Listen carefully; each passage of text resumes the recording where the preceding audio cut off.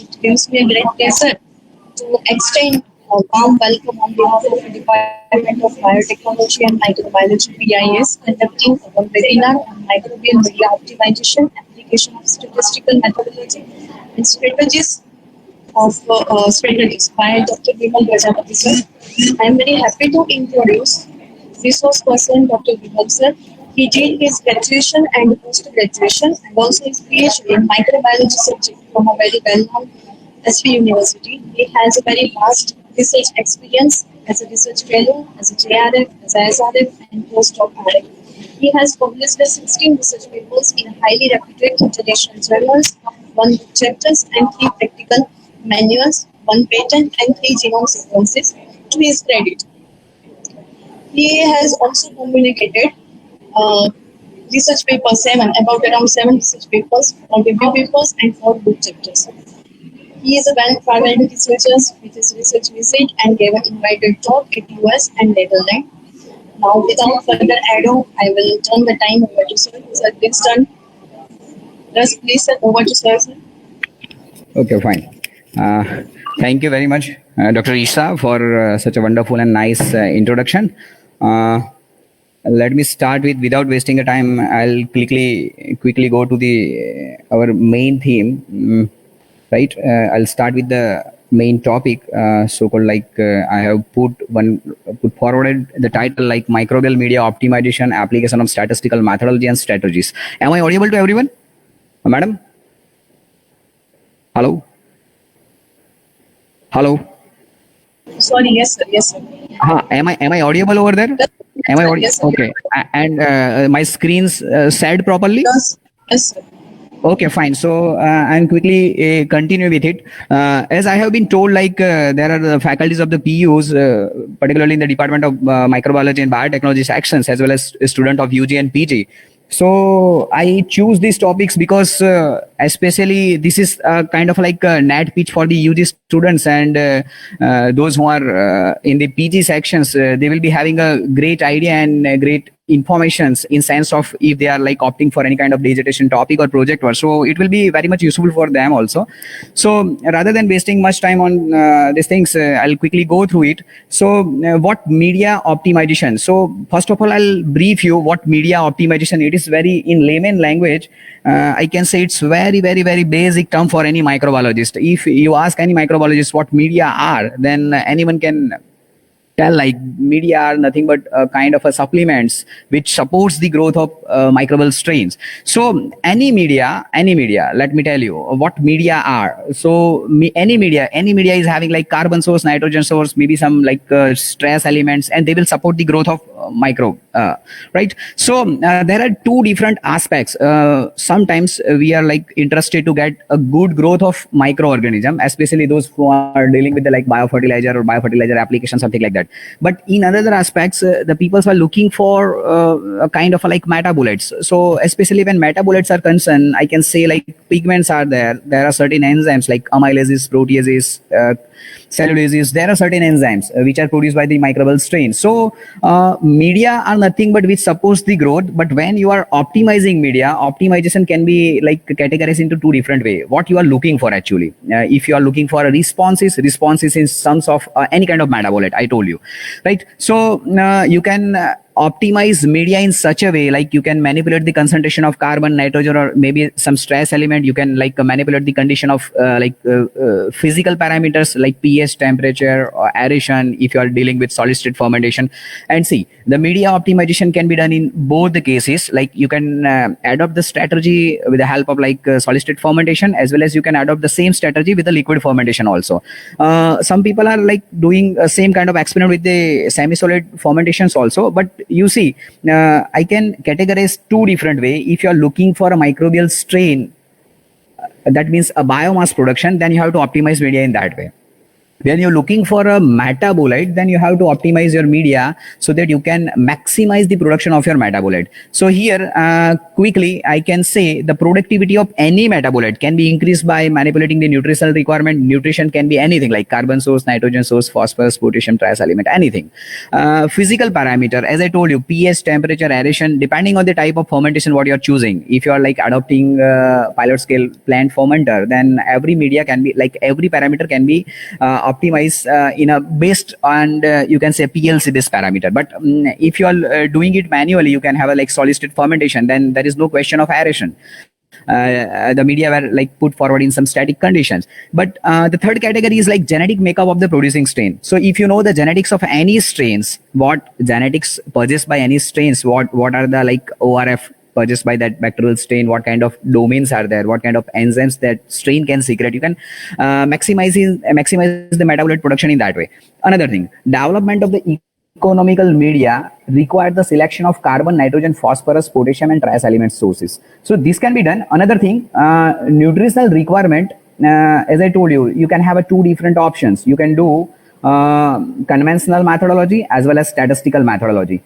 Conventional methodology is nothing but what normally people were adopting. Conventionally, I'll discuss later on one slide was there on the conventional tools, and the statistical methodology is a widely choice method.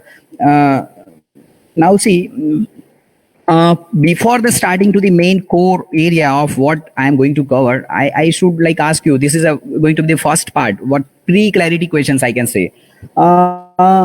Suppose if I'm talking about a media optimization or a design of that, then what could be the design of experiment? So what I can say, design of experiment, what design should I choose?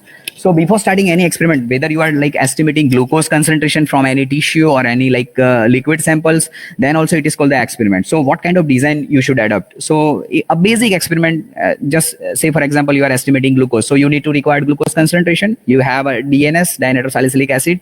You need to have an incubator. You need to have a like boiling water bath and like water and everything. So basically you need to aggregate all the content of experiment, then you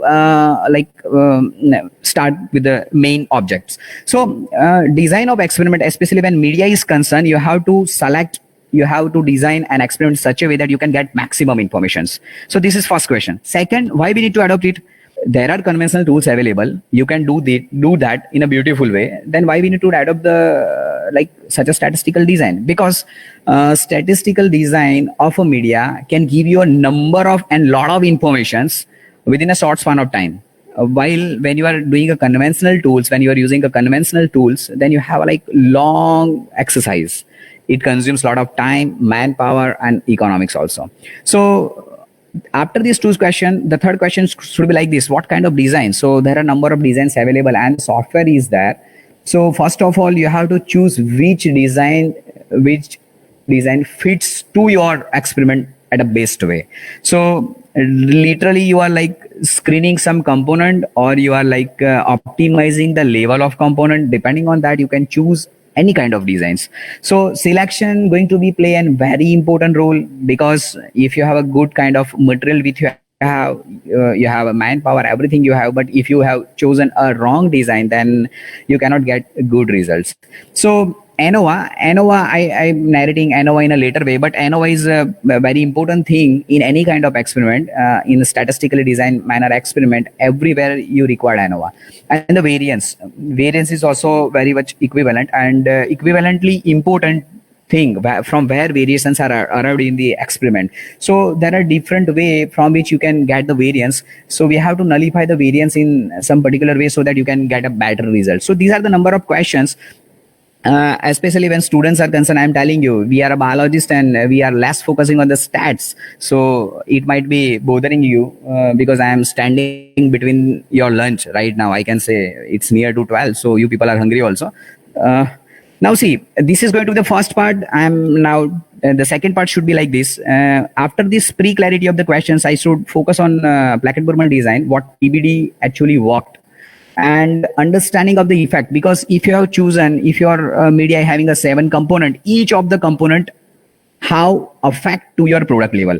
So that is going to be the big questions, how you are estimating effect of any variable. So this could be the second part, and I will clarify later on why Plackett-Berman is differ from the RSM. Why Plackett-Berman normally people are using as a optimization design, but actually it is not optimization design. I'll tell you why later on. So now see, the third part will be like, I'll just outline what design expert software worked, in which way, how you can like feed your data into the design expert software, and how you can like interpret your RSM data as well as RSM graph. RSM stands for response surface methodology. This methodology comprise number of tools, like you can have a central composite design, you can have a box Bacon design. So central composite is, in layman language, it is known as like CCD or BBD, right? So don't bother about that. I'll cover that topic in upcoming slides, so you will be having a better idea. Now see what design of experiment is in layman language of anywhere you ask efficient experimentation methodology, that is called the design of experiment. And you need to design an experiment in such a way that so that you can get maximum experimental information, or maximum of your like what experiment you have conducted, you have a maximum data from the least expenses. So especially when media is concerned, industry people are looking always to have a cheap media. Or if you have like 10 components in the media, which components are suitable for the product formation, so you can keep only those components which are literally suitable for the product formation and discard the rest parameter. Later on you can see, when you are doing a statistical methodology, one of the great add is you can change number of test parameter at any time. While in case of routine conventional methodology, you can change one parameter at the same time. So that is called the OFAT methodology. That will come in later slide also. You can statistically separate the source of variation. I talked previously in previous slide also what variations are. So variation should be like identify from which way the variations are coming. So you have to identify which flask or which experimental part is considering the variations. So after that, you can perform some regression analysis for the predictive modeling also.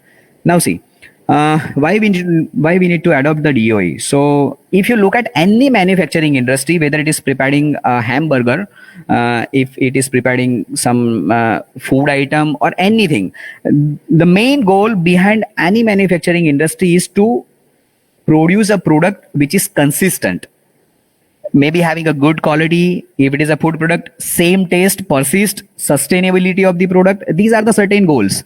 But as far as when biological experiments are concerned, you must have to provide at least certain consistency in your results. So that's why biostats exist, because every time you are taking a same strain, same media, and do the experiment in the same manner, with the same hand, with the same manpower, and with the same tools, though you are getting some variations. That's why the biological experiments always conducted in duplicate, triplicate, or maybe number of replicates. So this will avoid the number variations and errors.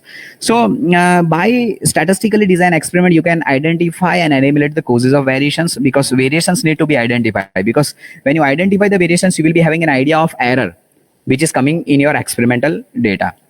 So you can optimize a quality and quantity of the product in a better way, because when you adopt a conventional methodology, you cannot have like good eyesights on which parameter are really playing an important role. But when you do a statistically designed experiment, especially when you are doing a Plackett-Berman or RSM, then you have a very good idea which quality and quantity, how you can improve your responses. So now see, type of experiment, you see, I told you one factor at a time. This is a traditionally experiment. So people were adopt OFAT in maximum beginners. For the beginners, OFAT is there. So let me introduce what OFAT is. So OFAT is nothing but one factor at a time. You have a media. In media, you can change one parameter at the same time, keeping other parameter at a constant. Now, if you see carbon, nitrogen, or maybe some trace elements are there, you can keep carbon source, nitrogen source constant, and you can variate the trace elements. Otherwise, you can keep constant the trace element and the nitrogen source, and you can variate the carbon source. This could be like one factor at a time. So at a same time, you can change one parameter only. You cannot have an interaction effect of two parameter. That is a lacuna in case of traditional experimental methodology, so-called a conventional method. Because if you cook the media, especially when you're autoclaving the media, there may be some glucose are there, or maybe yeast extracts are there, beef extracts are there. Then there may be some interaction between the carbon sources and nitrogen sources. Sometimes sugar gets shared also. So that shared sugar having a different effect on the product formation. So it is literally very much important to know how and which kind of ingredients should interact with each other. So you need to have an interactive effect on a product formations. The interactive effect of media cannot be deduced from OFAT methodology. That's why people were adopting statistically designed mannered experiments, so that they can have an idea of individual component effect on the product formation, as well as they can have an idea of interactive effect of the both the ingredients on the product formation. So OFAT is working in that way, but when you check on the factorial design, you can have a factorial design in two different two level designs with or without the central points. That is called the factor Plackett-Burman. As well as you can have like a response surface methodology, in that you can cover the central composite design, Box-Bacon, central composite design are CCD, Box-Bacon so-called BBD, and three level factorial points. And others designs are were there, but most popularly used design are these two: central composite design and Box-Bacon design. So I'm going to discuss these two aspects. Second part will be on Plackett-Burman design, and the third part will be on CCD and BBD. I'll put one case study also, so that you can have an idea how we can start with an experiment, what kind of data you are going to generate, how you can analyze the data, and the data which is been covering from the Plackett-Burman design, it will come how they will be considered for the response surface methodology. So I'll go into the next slide. Now see how you can select a design. It is very important to select the correct design. Sometimes if your media is having just a 3 component or like 4 component, and all 4 are effective only, that can be deduced in your earlier experiment or from your literature survey, that these 4 component are very much affecting to this particular strain or particular metabolite production. At that time, you don't have to go for some selection strategy. Selection strategy is nothing but an application of Plackett-Burman design. Now, let me clear out what Plackett-Burman design is. So, Plackett-Burman designs are a design which is used for screening of an important component. If you have a range of component, like you are carrying 7 to 8 media component, out of 7 to 8 media component, how many media components are really very much effective to get a product? Not all media components are very much effective to get a product. Only few components are very much effective. So at that time, you need to require screening. Which of the components are really very much effective to get a higher product concentration? So in that case, you can use a Plackett-Burman design. So many of the people, and you see some national repute journals, the people were like plotting the title optimization of media using a Plackett-Burman design. Actually, this is wrong. I cannot, some people are maybe biased on that word also, but I am saying that Plackett-Burman is just a screening design. It is not optimization design. Using a Plackett-Burman, you just screen out certain components that are very much effective to get a particular product or particular metabolite, or maybe your biomass, whatever the response you are looking for. So just screen out those components, but level optimization, how much concentration of the screened component is very much effective for to get that product, that can be deduced just from response surface methodology. For that, you have to do the RSM, CCD or BBD. As I told you, at that time when you are carrying just 3 or 4 component, and that can be deduced from your previous experiment, maybe OFAT, or maybe from your literature survey, that these are the components which are very much useful for the product formation. Then you have to just knock out Plackett-Burman design, just go for the RSM, CCD or BBD. So that's why it is called truly optimization designs are always RSM. Normally what happen in that case, when you are choosing a number of component, that can be number of variable or number of component, number of factor what you are choosing for any media, it will add on the number of experiment. Then you have to choose how much information really you required. So depending on that information, how much information you really interested in it, that in that way you are correspondingly choosing a variable. If you are randomly choosing 7-8 variable and doing the RSM, because RSM allowed up to 50 variables, but the number of experiments should be go on, maybe 200 flasks at the same time. And when you are replicating the results 200, 200, like when you are replicating 3 times, then you have a 600 flasks at the same time. So it cannot be possible every time you can do that. So that's why I am telling more points, more data. So sometimes instead of more point, you can increase the replicate. And when you have a better replication, you will be having a better data. So sometimes instead of more data, you have to focus on better data, what data you are getting. It should be better way, so that you can interpret the data in well manner, because you generate a lot of information, but from that information, what you are digging it out, that is a core idea of like what data you are getting. When you have a number of replicates, as I told you, importance of bias stat, when you do like average value of like 3 replicates, it will be giving a nearby idea. When you are doing another experiment, the reading should be plotted nearby the range. So that's why I can say you have to go for the more replicates so that you will get better data instead of more data. So this is, I'm skipping these slides. Okay, fine. Now see, hope you can see the slides now. Plackett-Burman design and the RSM. As I told you, now fit in your brain that Plackett-Burman is not an optimization design right now. Plackett-Burman is just a screening design by which you can screen important media component and then go for the response surface methodology. And response surface methodology, possibly maximum, if you search a wave, you will find maximum paper on box blanket design and the central composite design, because these both are very much recommended. And if you have like some constraint to measure your responses when you are doing BBD or CCD, then you can use for de-optimal design. And I'm not going to discuss de-optimal design because it can consume another 1 hour. So ANOVA, in one word I can say ANOVA is nothing but a heart of design of experiment. So whenever you are doing any kind of experiment, when you perform ANOVA, ANOVA will clear out the idea what you have done in your experiment. So ANOVA is just nothing but a one-day analysis what you have carried out since like 1 month. You have like give in your experiment, like you have done Plackett-Burman or RSM, something like that, and ANOVA will be performed in just 1 day, and ANOVA will give you an idea whether that 1 month is like optimally used or wasted, because ANOVA will give you an idea whether you have done the thing in a perfectly good manner or wrong manner. So it will allow you to choose. It will allow you to identify the variations. It will allow you to identify the error, by which you can understand the effect also.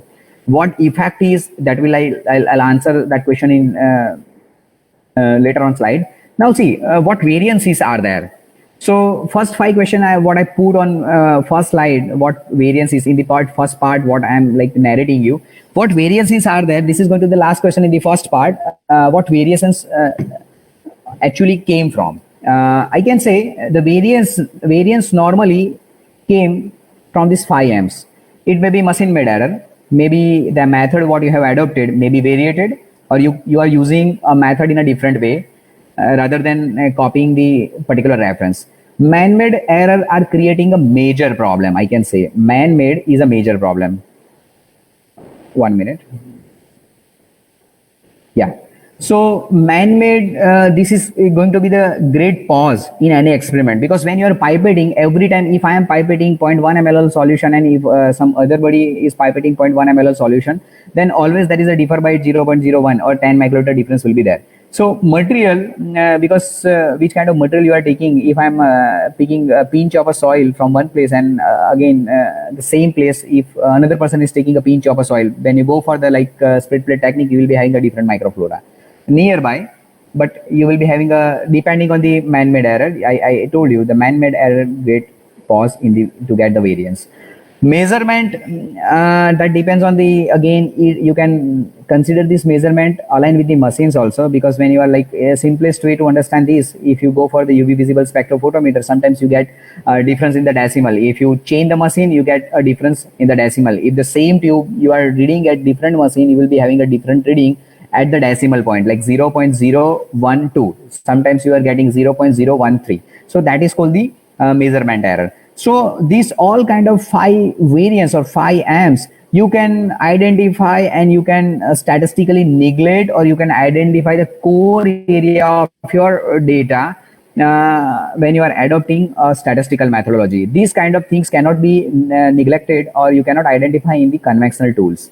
So now see, let's focus on the one of the case study. I'll just provide you an outline what actually how a statistically designed mannered experiment works. So see, this could be the possible workflow, or I can say the promising workflow. So see, first of all, if you have a media component, you just screened out which component is significant. If we are considering amylase as a metabolite, so we want to maximize the amylase production from the media. So we just focus on the data. I'm going to provide some slides on the data which are basically for the alpha amylase productions, which I have done in laboratory. So first of all, you have to screen the component. Which component is literally very much important for to get the maximum alpha amylase production. Once you get that component or that variable, then that variable and that component can be applied to the RSMs. RSM in that what you have done, you start with the 7 ingredient or 7 factor or 7 variable as the starting material. You can reduce up to three factors or 3 variables. That these 3 parameters are very much important to get the alpha amylase production. Now you have just screened out of 7, you have narrowed down up to the 3. Now these 3 selected component, how they will induce the alpha amylase production, and the level of that significant component can be optimized with the help of alpha amylase. You can see the CCD, central composite design. I am going to give a data on CCD, but BBD can be used. Okay, once you optimize the level of each of the selected component, then you have to validate it, whether the component what you have identified, they are really validated or not. So you have to validate the model. So what RSM comprises and what Plackett-Burman comprises, I am coming to that slide, because to interpret Plackett-Burman is somewhat easy, but in case of RSM, you need to have a long list of data and response surface plot as well as contour plot. Sometimes you get the perturbation plot also, but we will stick to the contour plot, response surface plot, and the ANOVA and certain graphs. So validation of the software predicted value can be done. So here I will tell you one more thing. When you design an RSM experiment, you feed the data what you have performed in the laboratory. You just feed that data into the software. Software will automatically predict certain predicted response value. From that predicted response value, you will have an idea of what is adjusted R square value or what actual R square value. So you will be having a reliability factor on that predicted responses as well as actual responses. These predicted responses nothing but the responses which you are getting after feeding the data to the software. So software will not give you a predicted response until and unless you are feeding the software with the your actual response value. Now see, conventional method. What conventional method will do? I already discussed that you can variate only one variable, keeping it other at a fixed level. This could be the major disadvantage. You cannot have an idea of the interactive effect. So the conventional method never give interactive effect on the product formations. Extremely time consuming. Why I'm telling you in a statistically manner how much media you are taking or how much component you are taking and how many number of experiments you have to deal with. So that's why conventional method require large number of experiments, which is completely unreliable. It consumes a lot of manpower, time, and energy. So that's why we need to focus media optimization using a statistical way. So this is a great ad. We have 2 different steps. We'll focus on initial step. Initial step. This is just a screening of ingredient from Plackett-Burman. So first step we go for the Plackett-Burman, and the second we will discuss on the RSM. So now see, I told you there are different design. You can go for the full factorial design. You can have a fraction of factorial designs. So the statistical designs are always a fraction of factorial design, right? Statistical designs are always factorial design, but this is a kind of a full factorial design. What we are discussing right now. If you have a possible combination of variables, suppose you have a carbon source, 2 nitrogen source, 2 metal ion, and some other growth factor. So there are 7 variables you want to study. Now, if these 7 variables should be studied at 2 different levels. 2 different level means if at 0.1 level, the another carbon source at something like at 1 level. So there are 2 variables. There are 7 variables at the 2 levels.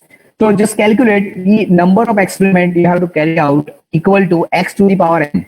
N is number of variables, that should be 7. And you want to carry out all 7 variables at 2 different levels. One is a low level and one is a high level.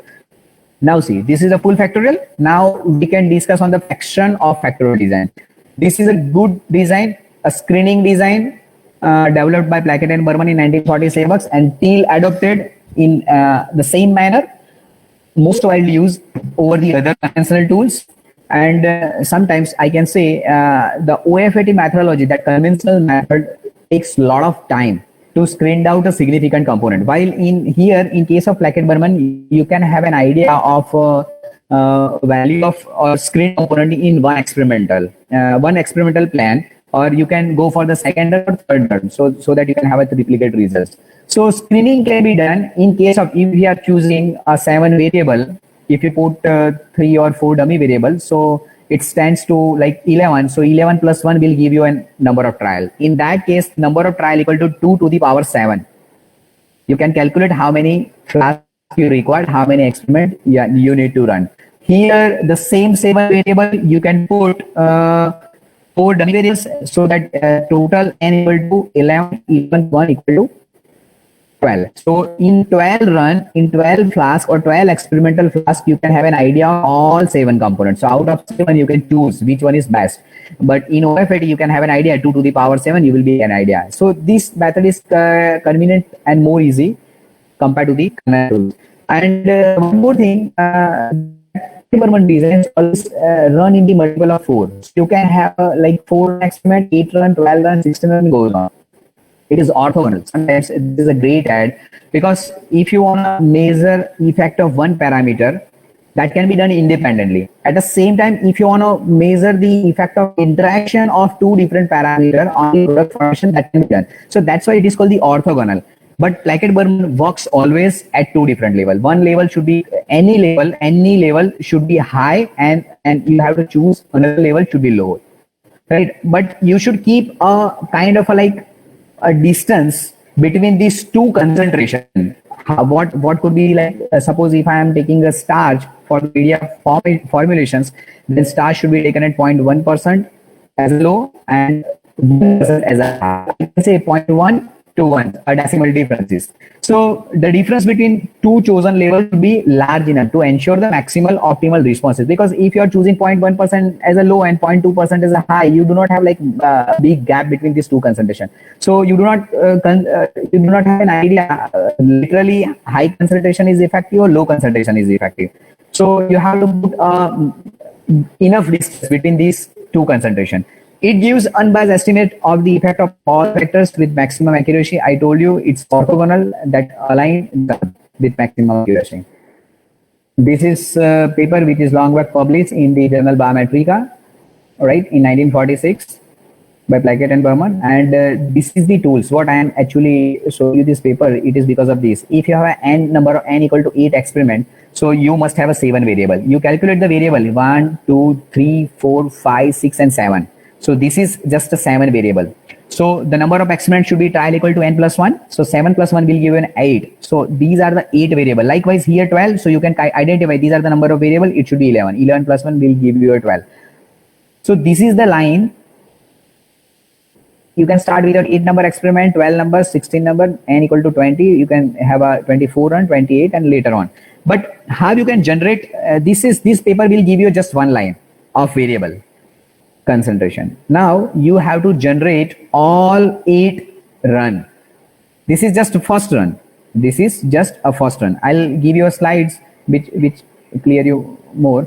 Now see, example I'm giving, if you start with a 7 component as a media component, if you are going for the 1 factor at a time or a full factorial design and you want to study all 7 component at 2 different levels, then trial equal to 2 to the power 7. So you need to have a 128 flask to get a results of 7 component. Which one is effective? Now see, 128 flask. If you go for the Plackett-Berman design, the trial should be like n plus 1, n equal to the number of variables. So you can choose this variable 7 and put 4 dummy variable and it will aggregately give you a 11 variable. 11 plus 1 will give you a 12 RAM. So here you just require to have a 12 flask, and from that you can identify out of this 7 variable which one is more effective. While in that case, you can have a 128 flask. It's like very much and complicated to handle all those flasks, right? So here, the main objective to put a dummy variable is nothing but to get the variance in the experiment. So you can get a error in a beautiful way because dummy variables are nothing but you don't have to, you just have to mimic the flask. You don't have to add anything. There is no other factor. So that you can put D1, D2, D3 and D4. These are the factors. It's not like any chemicals. So you just put dummy variable to get the experimental error.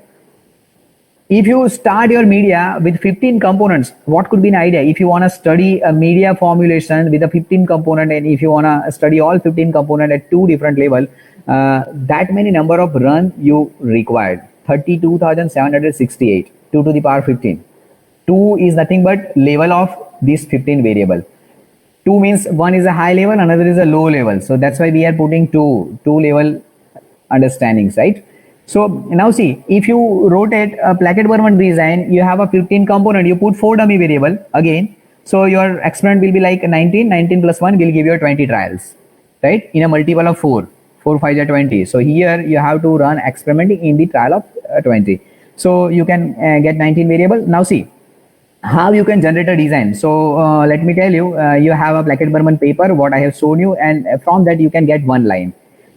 This one line, right? One line will be there. How you can generate a number of trial? If it is a 19 variable, then this should be 19 column. So you have to generate 20 row. So from one row, how you can generate a 20 row? So now understand, I'm saying this very clearly, just understand it properly so that you can have an idea. Whenever you want to generate a slide like this, then you can do that. First line, you will get it from Blackett-Berman original paper, which has been published in Biometrica. Now you see, copy the last sign and put it on the first place of the second row, and copy from the first to the second last position and paste it from the second to the last position. Again, I'm speaking. Copy the last sign and put it over the first position. Copy from the first to the second last on the previous one and paste it to the second position of the third run to the last one. Getting my point? Now see, this sign you are getting it from here, put it over here. Now copy from first to the second last and paste it over here.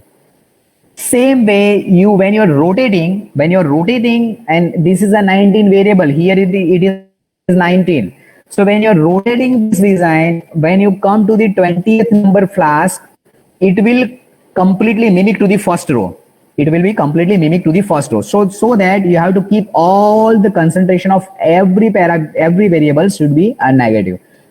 So I'll show you. This is 15 plus 4 dummy variable. So you have a like first run, you need to generate 20 run. So the first run and its sign, you are going to get it from the Blackett-Berman original paper. And now you have to generate 20 runs. So you just copy the last sign, put it on the first place, copy from the first to the second last, paste it from second to the last positions. Now you are getting, not just rotate it. Copy the last sign, put it on the first place, copy from the first to the second last and paste it. Now likewise, you can rotate up to the 20. When you come to the 20th number, you just copy from the last sign and put it on the first place, copy from first to the second last and paste it from the second to the last one. You will get a 20 number run exactly to the first run, right? This could be exactly the 20 number. So what 20 number should be, instead of repeating the first part, you just put all the sign negative. So all the component 1 to the 40, 15, all components should be taken negative in lower value. Because you will get an idea if we consider all the component in its negative order, what would be the response. Now you see, there are same, we start with the save factor. Now this is exactly case. We want to optimize amylase. These are the media component X1 to X8, dextrose, starch, lactose, soybean, ammonium. These are the carbon sources. These two, soybean and yeast extract, are the organic nitrogen. Ammonium sulfate, ammonium nitrate are the inorganic nitrogen. While you can consider calcium chloride also, because calcium is known to have a great effect on the alpha amylase production. These are the positive value and these are the negative value. Negative value doesn't indicate that you are putting a negative sign.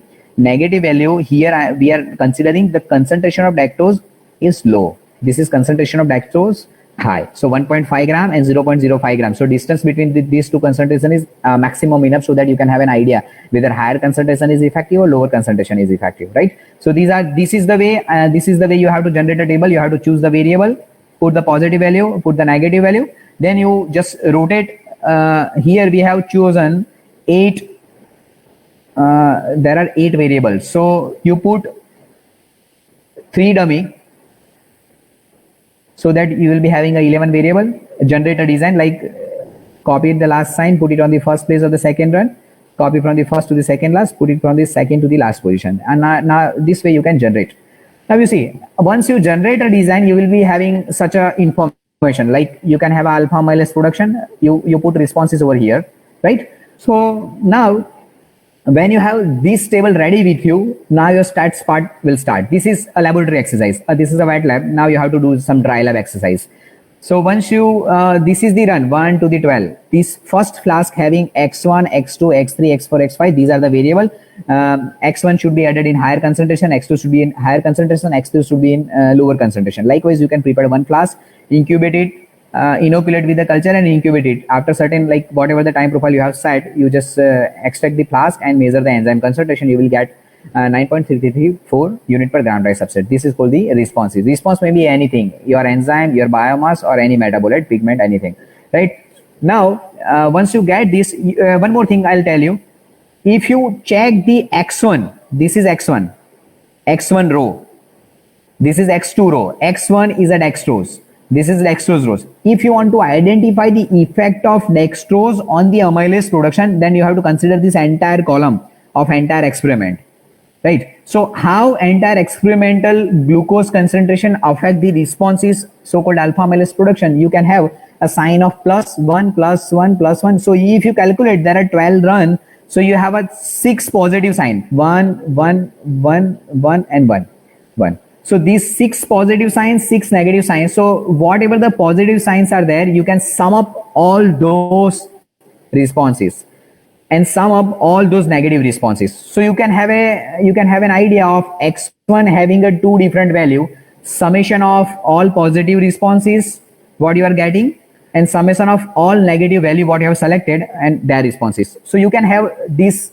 effect. So Mi plus means nothing but summation of all those responses what you are getting from the positively taken ingredients, and Mi minus means all negatively taken ingredients. So positive minus negative will summation of that multiply by 2, and total number will be like 12. So you get an effect. So if you people are carrying a piece of paper and a pen, then you write it down. We are interested in EXI, effect of any component. So there are 7 components. We need to identify the effect of each of the 7 on response production. So once you get effect, you can get EXI. Now you need to calculate the error also. This is a manual thing. Yeah, Excel can do on its own, but something has to be run behind the curtain. We should know that. So if you want to do some manual calculation, it can be done in that way. So this is EXI value. If you need to calculate variance, then you must have a dummy factor. So we have included D1, D2, and D3. So you can have a EDI value, EDI2 value, and EDI3 value. Now sum that EDI, you will get ED square. ED square 1, ED square 2, and ED square 3. So you sum it up, divided by n, will give you a variance of effect. When you take a square root of variance of effect, you will get a SE, standard error. Square root of variance of effect will give you a SE. Now you want to calculate T value to perform a T test. So TXI can be calculated by considering all EXI value. There are 7 EXI values, 7 variables, 7 effect value. Divide by SE. SE will be common to the entire experimental chart. So EXI divided by SE will give you a T value. So you can calculate T value from that. Now, for detailing the experiment, how effect is working in that way. So something which I need to tell you, if you need to assess the effect can be done. You have taken component in -1 and +1. +1 is a higher order, -1 is a late. I'm going quickly because we are running out of time. So see, if I am just putting one factor for the understanding, see, we have concluded over here the EXI value, how EXI is generated. By this way, you can generate EXI. But how EXI is actually playing an important role. So I'm telling you in one minute that you can have a 2 hours of movie, but behind the curtains, there is a lot of, I can say, struggle of like 2 months or 3 months. So behind the curtain, there should be some strategy which has been applied to get entire movie in 2 hours. So here, the same thing is happening, how effect is playing an important role on the product formation. So you can have any factor. Here we have chosen 7 variables. So you can have -1 and +1 value, higher value and lower value. Now see, I am talking about one variable. So here I am talking about just one factor, that's one variable. We have chosen 7 variable. For the ease of understanding, I am putting just one variable, then I'll took another variable for the interaction effect. Now this is -1, low concentration of A and higher concentration of A. You are getting these 2 responses. Now see, effect will be subtraction. Now see, you take a slope of this graph, you will be having an idea of effect. Now if I am putting some value like 50 and 35, these are the responses, so called a measurement. You do the effect factor of A, like 50 minus 35, it will give you an 15.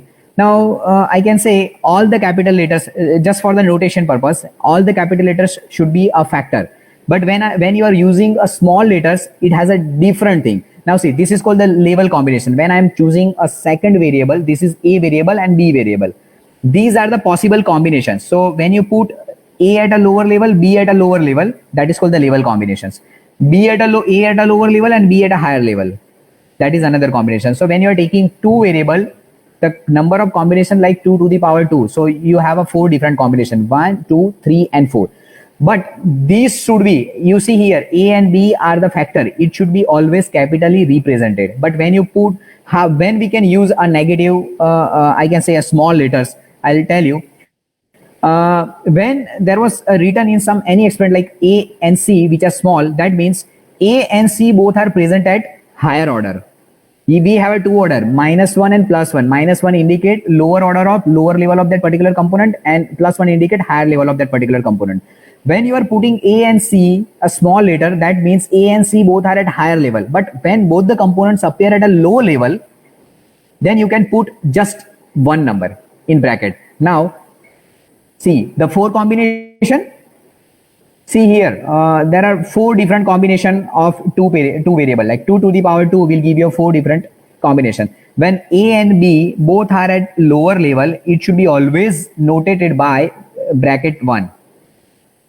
If A is positively represented and B in negatively represented, that means A is having a higher level of a particular concentration and B is having a lower level of that particular concentration.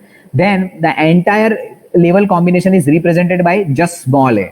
Why? Because in previous slide I have told you, you can just use a small letter to represent a highly represented concentration of any factor. So here plus minus, that means you neglect B, you just put A. A means A. Now what A is representing? A is representing that in the combination of A and B, both the factor, A it at higher level and B it at low level.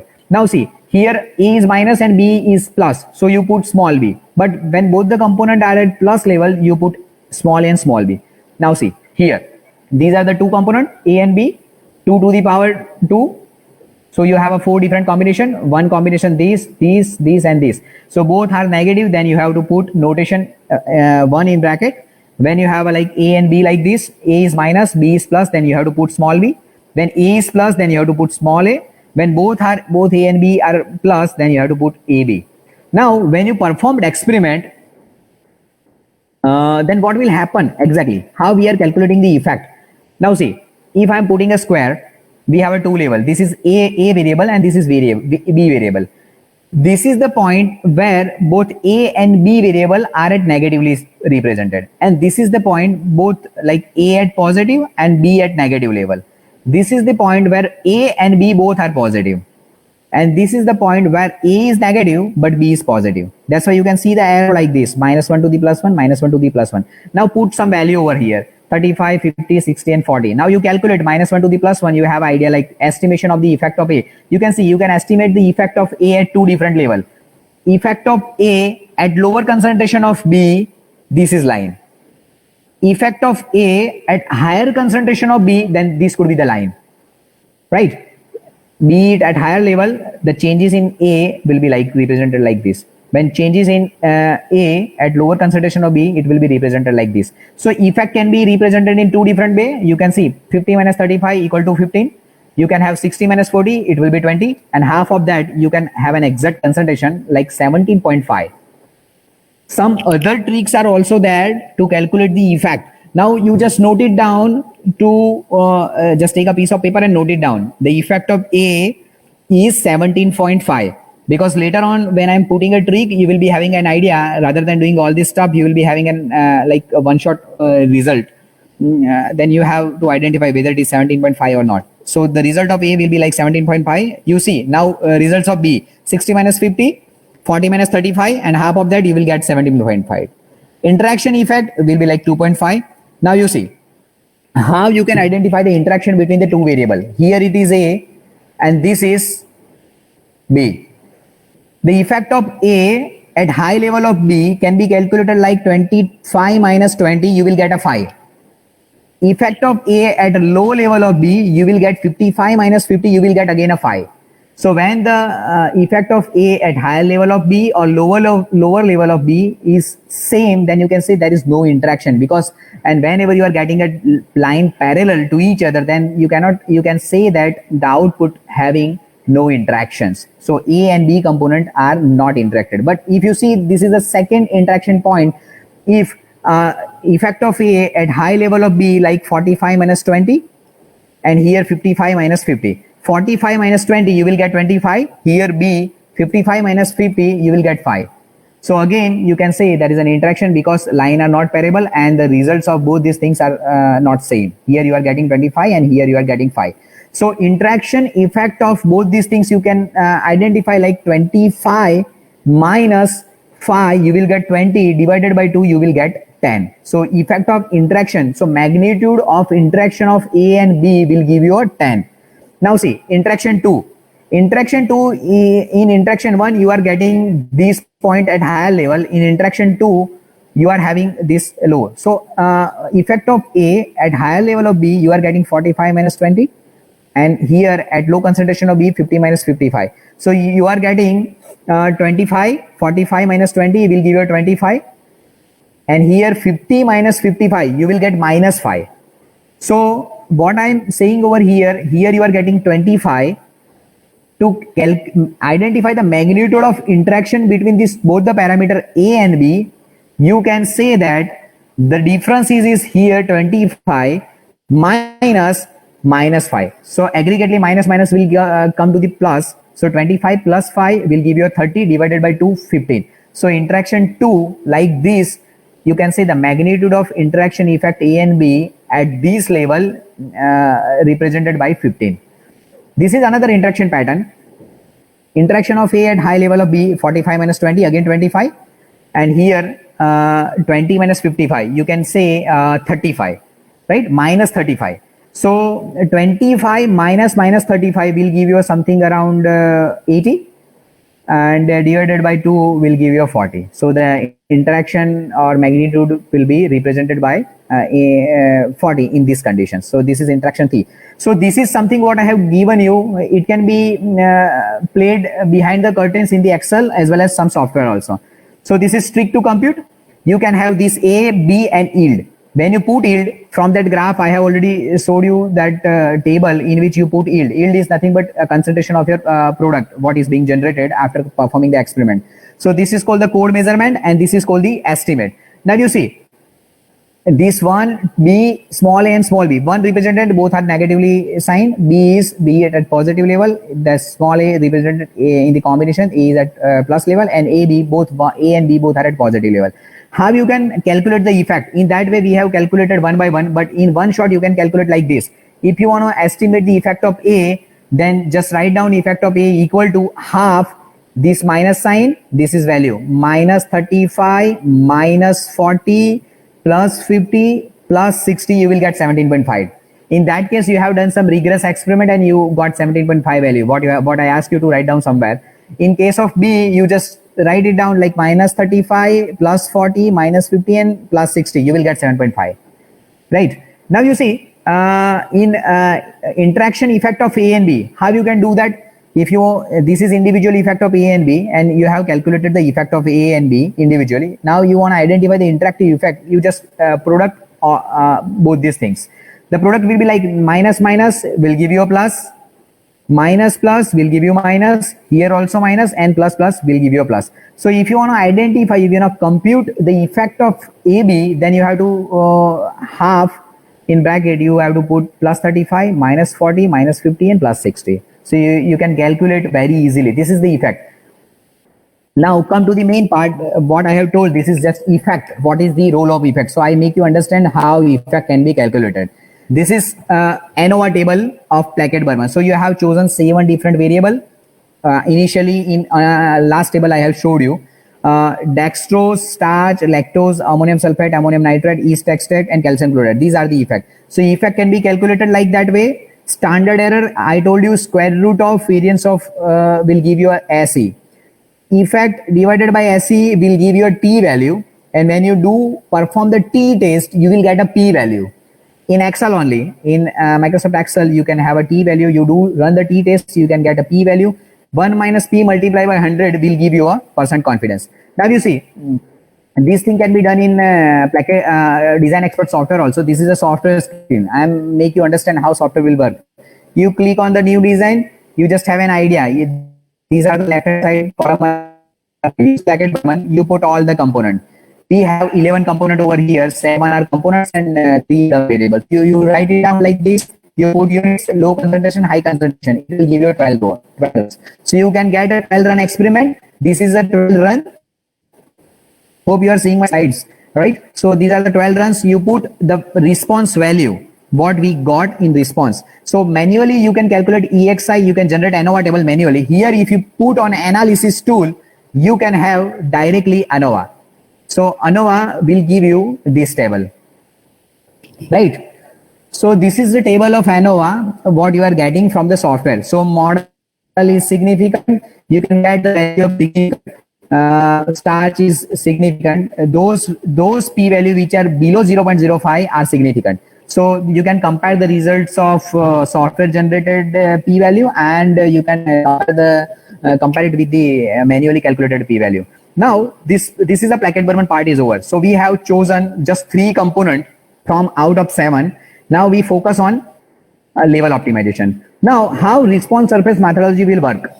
Response surface is nothing but a level optimization design. It can work in 3 different ways. You are performing a statistically design experiment. You are going to calculate the coefficient and you are going to predict the responses. The response can be predicted only after performing experiment, because you have to manually feed all the data what you have got in laboratory exercise.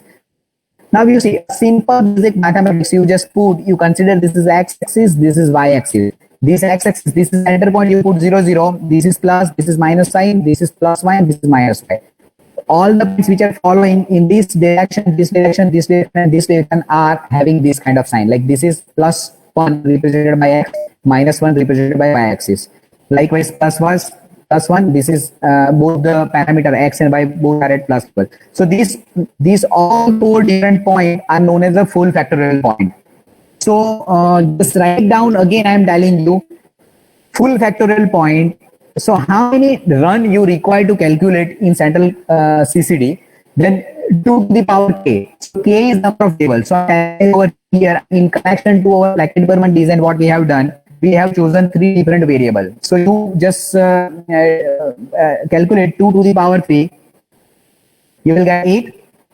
Now endpoint, that means if you assume any cube, each cube having a 6 surfaces. So you can put 6 center points. Into axial point, these are the points. Star points are known as axial points. So this is the brief understanding of basic mathematics. These are the full factorial point. I told you these are the star point, minus alpha, plus alpha, and these are the center point. Normally you can take center point like 4 or 6 to get experimental error, because center point are nothing but experiment at center point are duplicated in number of times. So to perform CCD, you just put this equation. In full factorial design, we have trial equal to x to the power n. When we perform Plackett-Burman design, trial equal to the n plus 1.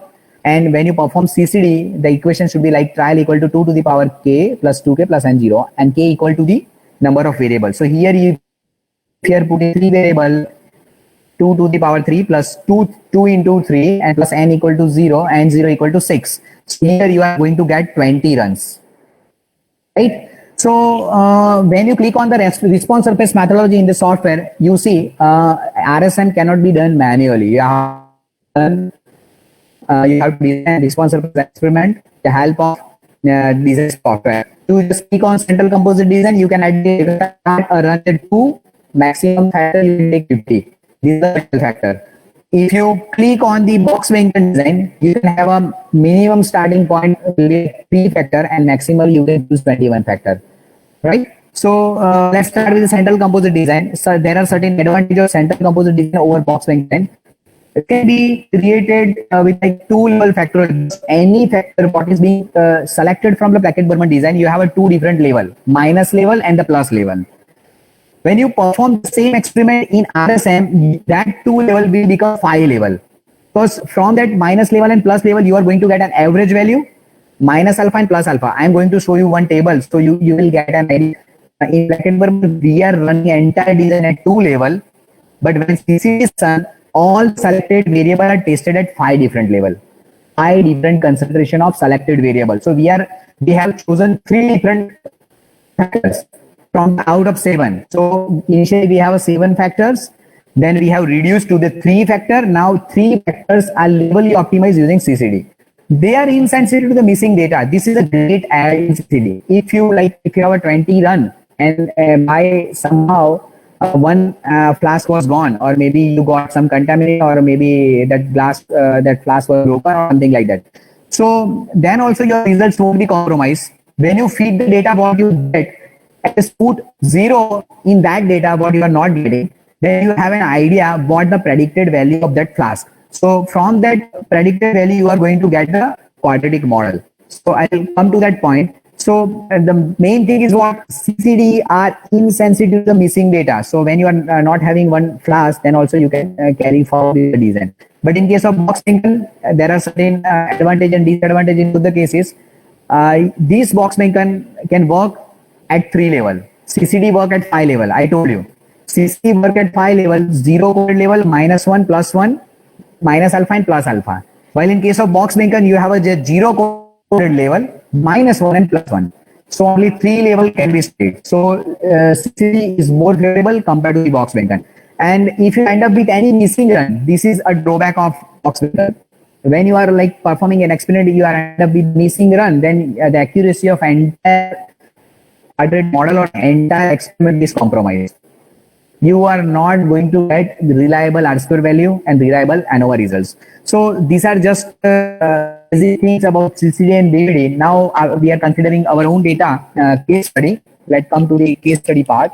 So the factors which are selected from the Blackett-Berman design, initially we started with X1 to X7. Now we have X2 and X3. There are just 3 different variables.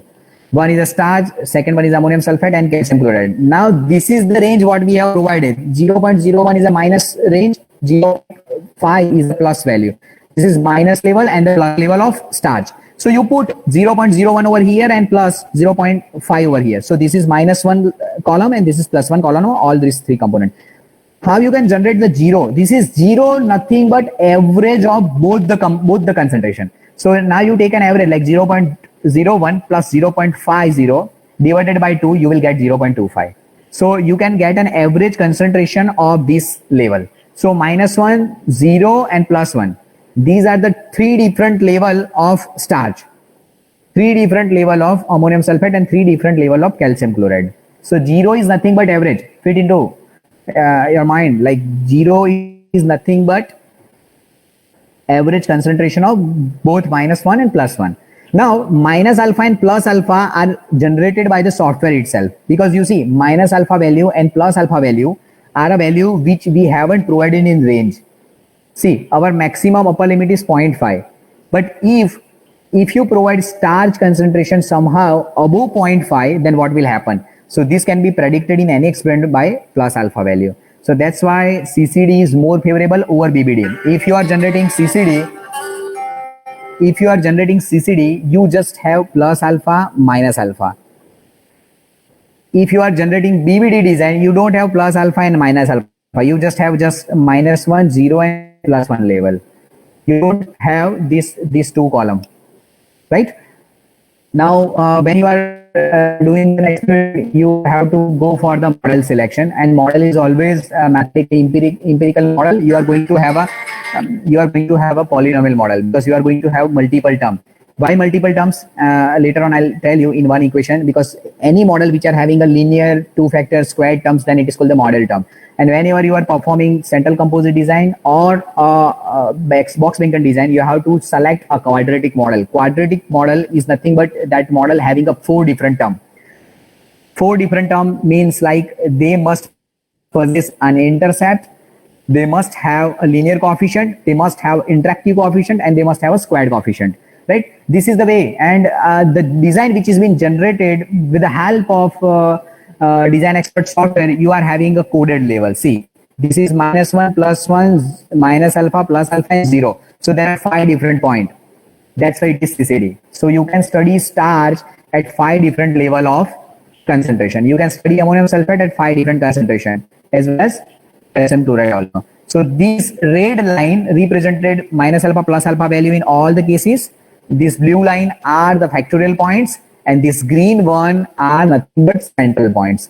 Now you see, Here, in case of minus alpha and plus alpha, you don't know to add this minus 15 in that flask. That flask is devoid of starch. Here, that is the flask number 11 run is devoid of ammonium sulfate, and the number 13 run is devoid of minus 1.03. That means it is devoid of calcium chloride. And the observed value, this is the experimental value. So you are taking one number flask, you have taken starch this much, ammonium sulfate this much, calcium chloride this much, inoculated with your bacterial strain, incubate the getting some results, and that results is this observed one.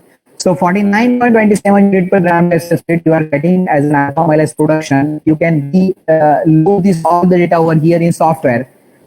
Software will automatically predict okay, this could be the result by this. So when something is missing, though you can have an idea that predicted results is this, so we can put that as an observed value. Now see, ANOVA, I told you, it is the heart of any kind of experiment what you are performing biologically. So ANOVA should be significantly represented in a model. So here you have to choose, you have to look at the model. Model is significant over here. Starch is also significant because the value, you see the p value is below 0.005. So starch is significant, ammonium sulfate is significant, calcium chloride is significant. You see interaction effect of B and C is again a significant. You note it down how these three independent variables are significant for the product formation. And the interaction between B and C, that is ammonium sulfate and calcium chloride, are also significant. C squared, the squared term, the calcium chloride in the multiple concentration, like double the concentration what we have provided, is again a significant. And lake of feed, which is non-significant, and it is good. Actually, lake of feed should be non-significant only in any kind of data. Non-significant lake of feed, it's good for the data to feed the quadratic model in a Weyl order. So here you are getting a lake of feed should be non-significant. So when you are performing an experiment, when you feed the data, when you click on the ANOVA, first of all, you have to see the model should be significant and lake of feed should be non-significant. These two terms you have to check first, then check for the other terms. So A significant, B significant, C significant, interaction of BC is significant and C squared is significant. So keep it in mind, this what you have chosen. So now we quickly move to the response surfaces graph. See, R squared. This is summary of feed, a kind of R squared. This is a coefficient of variance 3.22, adequate precision. The adequate precision ratio should be like more than 4, and it is like adequate precision is quite good. And this is a regression equation. If you put a value of random value of A, B, C, you can have an idea how much concentration of starch, ammonium sulfate and calcium chloride will lead to the amylase productions. So hypothetically, you can identify the value and concentration. Now you see, the another thing, this is response surfaces graph. We are near to the end, so don't panic. I think I have overshot the time, but I'm quickly going. Yeah, now see, you understand this graph in a very basic way. This is the point where my cursor is there. This is the point where ammonium sulfate and starch are at low level. This is the point where starch at higher level and the ammonium sulfate at lower level. And this is the point where ammonium sulfate and starch both are at the lower level. And this is the point where you can keep ammonium sulfate at higher level and starch at lower level. Now you have to identify this z-axis. Think what this is 3D plot. This plot is known as the surface plot and this plot is contour plot. Both are same way to understand. Now we are focusing on just response surface plot. How we can interpret this graph? You see, increasing the concentration of ammonium lead to gradual increase in the alpha amylase production. But when you are keeping starch concentration down, but increasing the starch concentration gradually decreasing the alpha amylase production. So by this graph, you understand that you should not increase the starch concentration.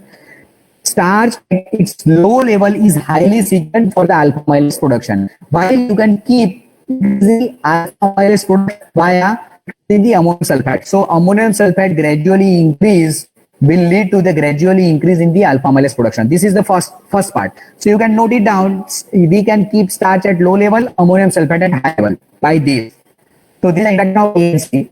Now you see, A and C, when this is the point where both component calcium chloride and starch at a low level, when you keep on increasing the calcium chloride, you will get a maximum production of alpha amylase while keeping the starch at low level. Here, increasing the starch concentration lead to the gradual decrease in the alpha amylase production. while both the component at its higher level does not have much effect. But you see, so from this lab, again, we can predict that calcium chloride, when we keep at higher level and starch at its low level, you are going to get maximum alpha amylase production. In previous interaction graph of A and B, we have noted that starch should be at low level, ammonium sulfate at high level. Here in the interaction of A and C also, we have noted that starch should be at low level and calcium chloride should be at high level. So now see, out of these three components, we can keep the starch concentration lower. We can increase B and C, ammonium sulfate and calcium chloride at higher level. It will lead to the maximum alpha amylase production. Now you see, now we have to understand the interaction effect of B and C. And this is something like B and C. Both the parameter at its low level does not have maximum effect on the alpha amylase production, but you can see over here, there is a heap. When you are increasing the ammonium sulfate concentration, gradually lead to the increasing alpha amylase production. When you are gradually increasing the calcium chloride concentration, it will lead to the maximum alpha amylase production. So aggregately, you can say that both the component B and C should be at higher order and starch should be at lower order. Will give you a maximum alpha amylase production. That is called the exactly media which is being optimized for the production of alpha amylase. Now, once you have predicted this, now you have like the component, you have label the component. Now you have to validate the model. How you can validate the model? There are three different points. You can numerically validate the model, graphically, and point predicted. Now, if you do the second point, like graphically validate, then we know that starch concentration should be lower. Ammonium sulfate and calcium chloride should be higher. So you can choose starch, you can put minimum level, you can put B, you can select B component, you can put maximum, you can put C maximum, and always amylase will give you a maximum. When you click on the solutions, it will generate number of solutions like this. You have a number of run, and this is the solution. You take out any one of the solution and do it manually in your laboratory. Like take one class, add starch, ammonium sulfate, and calcium chloride. I think this was written wrongly over here, but you take this much concentration and it will give you a concentration of alpha amylase. So you do it in triplicate. So you will get that. So you compare it. Now, I guess what happened? You have taken concentration 0.1 gram, higher order, calcium chloride 5 millimolar. The predicted response by the software is 61.48 unit per gram dry substrate.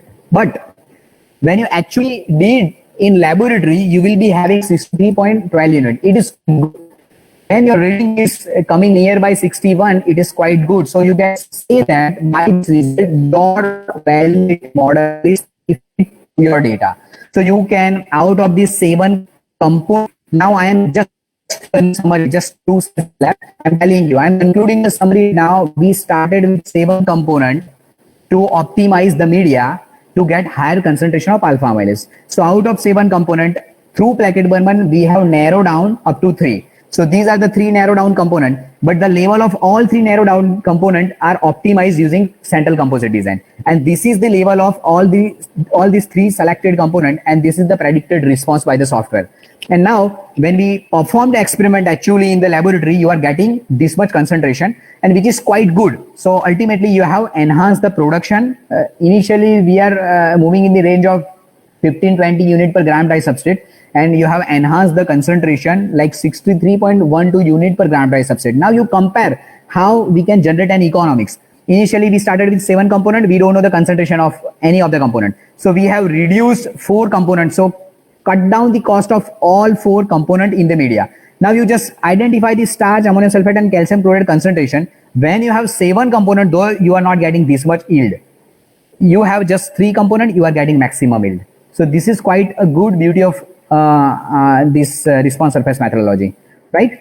Now, again, I told you, just summarize, OFAT are always incomplete and inefficient, right? So that's why we have adopted design expert, because they are more efficient. You can generate lot of graph, you can get good information, and you can have a like real-time optimization possible. You can have a true optimization because you can predict the responses also.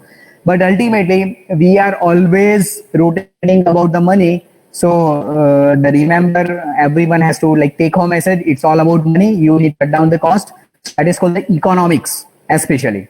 So by this, you can cut down the cost of any fermentation media, and you can like go for the pilot skill study or like industrial skill study also by calculating the economics of any fermentation media. Okay, fine. This is what about my conclusion of the topic. Now you can tell me if you have any questions. I'll be happy to answer it. Hello. Yes, sir. Yeah. Sir, it was a very nice session, interesting session, and very I think it meaningful was. and thought-provoking and useful to, I think, so all participants. So I would like to thanks to sir to you and also everyone. We appreciate your presence on behalf of PIS. PIS, thank you for joining us today and have a great rest of your day, sir. If our students have any query, then they can also contact after the webinar also. Right, right, right. Actually, Actually, it's been time. That is I why I want to wind up this session. yeah, fine, fine. Yeah, it's fine. I have displayed the slide, and in that slide, my email ID and contact number both are displayed. So if you have any Yes, yes, query, yes, faculty are also invited for the yes. collaborations as well as students are also invited. And I Sure. must say sorry because I already overshot the time. No, no, Instead no, of it's okay, 12:30, sir. I have It's okay. It's okay, okay, okay, sir. uh, No problem. okay, fine, fine. Thank you very much for this opportunity, and later I'll be hoping the same. Okay, fine.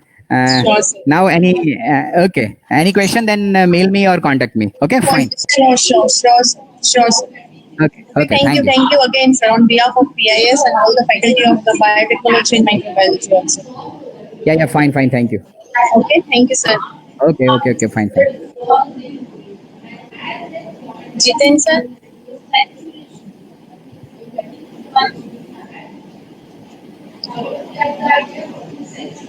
Jiten, sir. I think so. Lunch पर गया है sir. Okay, So, fine. sir, No issue, madam.